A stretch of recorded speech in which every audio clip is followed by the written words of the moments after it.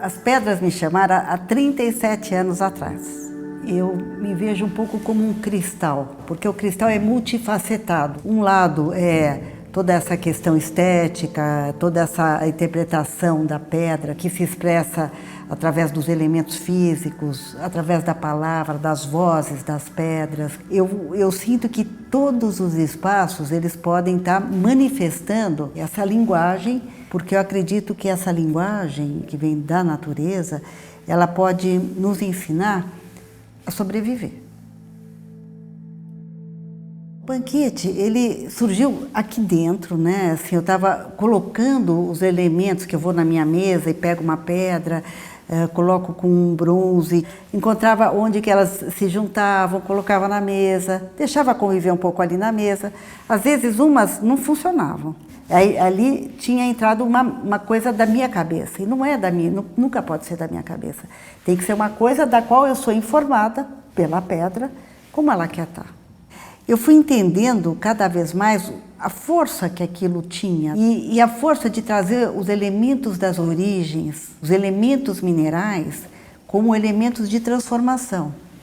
E eu inventei nessa história toda um termo que chama petrafagia.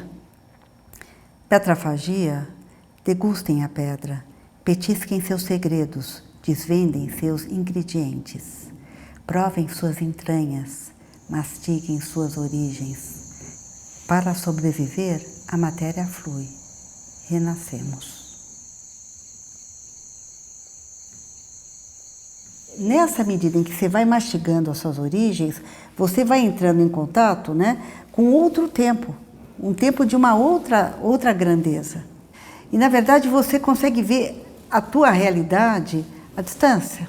Porque o tempo da criação, ele imediatamente faz o foco da gente tomar uma outra dinâmica. E quando a gente fala de criações da Terra, a gente vai para 4,5 bilhões de anos. O açúcar é um cristal, né, e a usina é o lugar onde esse cristal se transforma. E o banquete fala da transformação. Então você tem o tempo em que a usina existia, o tempo em que a usina passa a ser um centro cultural, né? Você tem o tempo em que a pedra tinha que lutar para a sobrevivência dela, em meio àquele magma gigantesco, e daí você tem o tempo em que ela se oferece para o ser humano refletir como ele vai lutar pela sobrevivência dele.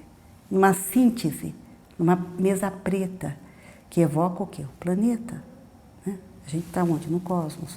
E a usina também passa a ter uma dimensão cósmica. A mesa, ela revela justamente essas bolhas de ar onde se formam a pedra, né? E tem um grande embate para ela se formar, que é entre o basalto, que é uma pedra que eu nomeio como mortal, e o quartzo, que é o cristal, que ele busca a imortalidade. E esse embate, ele vai lutar pelo quê? Pelo quem vai ocupar a bolha de ar. É um conflito quase que territorial. E daí, a pedra vem e narra como ela sobrevive. Então, cada um desses alimentos, eu diria, né, eles, na verdade, são esses alimentos para a alma da gente entender como a gente sobrevive em meio a conflito, como que a gente supera o obstáculo, como que a gente pode buscar aquilo que é precioso dentro da gente, proporcionando que o homem reflita sobre a posição dele na Terra, sobre a condição dele perante a humanidade. Ou a gente se transforma, ou a gente desaparece.